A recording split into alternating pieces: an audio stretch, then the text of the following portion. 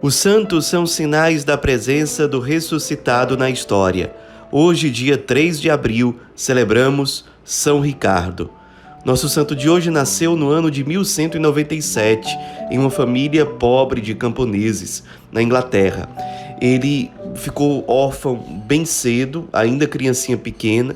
Por conta disso, embora ele fosse muito inteligente, mas ele teve que se esforçar muito para conseguir estudar. Ele enfrentou muito a miséria mesmo. Ele era tão pobre que na casa dele não tinha nenhum sistema de aquecimento, não tinha fogueira, não tinha nada. Então, quando acontecia um inverno muito rigoroso, para enfrentar o frio, ele saía correndo pelos campos.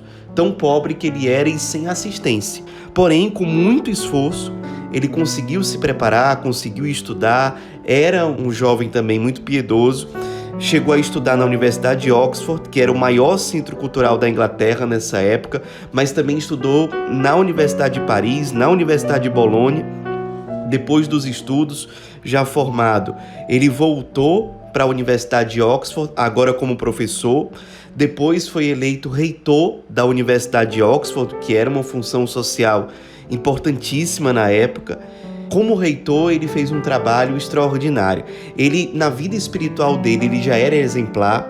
Ele, embora fosse reitor da universidade mais prestigiada da Inglaterra, ele era um exemplo de pobreza, de simplicidade, de austeridade, de profunda vida de oração, de vida de penitência, também de grande energia para os apostolados. E ele enfrentava a função, ele encarava a função de reitor como uma missão, como um apostolado, inclusive com muito apoio do arcebispo ali da região, que era o arcebispo de Cantuária, chamado Eduardo Rich.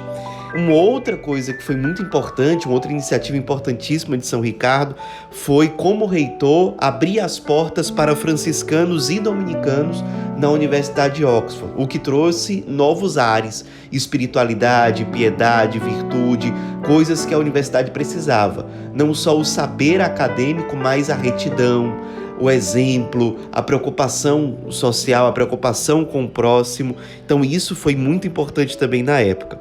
Acontece que, nessa época em que Ricardo era reitor, houve um problema político muito sério, uma grande perseguição do rei da Inglaterra na época, que era Henrique III, ao arcebispo de Cantuária.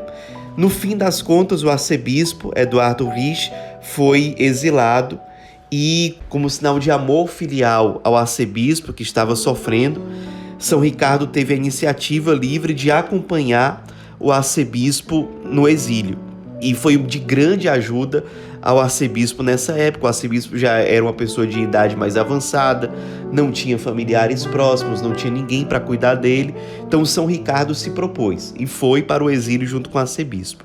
Ali, durante o exílio, depois de muita insistência do arcebispo Eduardo, Ricardo aceitou ser ordenado sacerdote. Isso quando ele já tinha 46 anos de idade.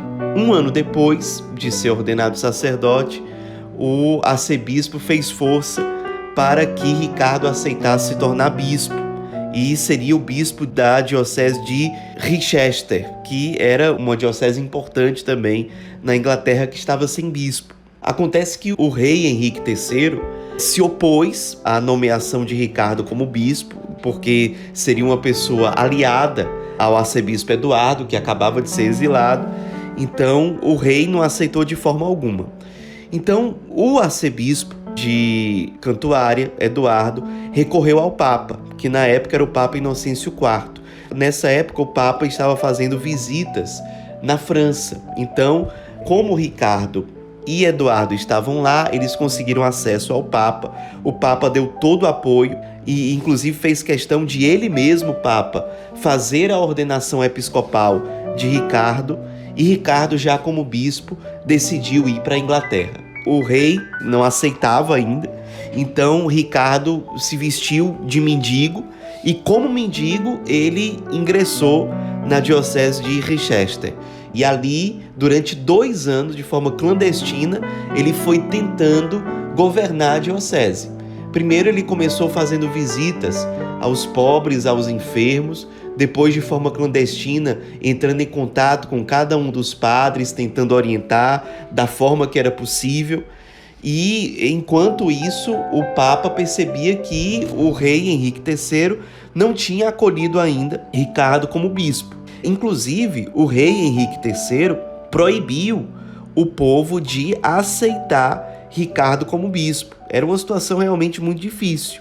Até que o Papa Inocêncio IV ameaçou excomungar o rei Henrique III. Então o rei, muito pressionado, ameaçado de excomunhão, acabou aceitando, reconhecendo a validade da escolha de Ricardo como bispo de Chichester.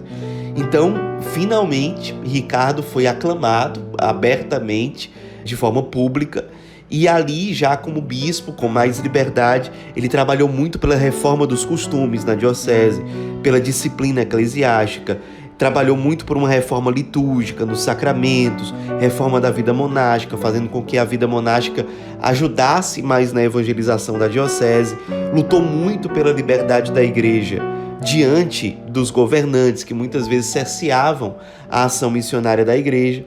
São Ricardo era um bispo que era muito conhecido por ser austero consigo mesmo, porém muito bondoso com os outros, e de uma generosidade gigantesca para com os pobres e sofredores. Era um bispo muito próximo das pessoas mais esquecidas, mais marginalizadas, fazia questão de atender de forma especial a todos os pobres. Era realmente um bispo extraordinário, que acabou falecendo depois de 9 anos de episcopado, no dia 3 de abril de 1253, já com 56 anos de idade, e muito querido já pela população, que sabia que ele era santo já na hora em que ele morreu e que foi anunciada a morte dele.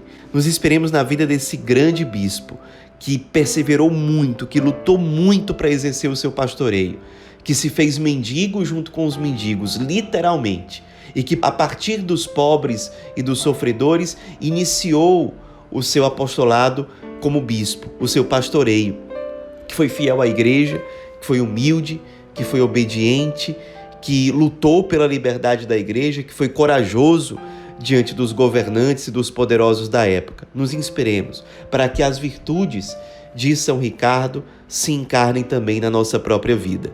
São Ricardo, rogai por nós.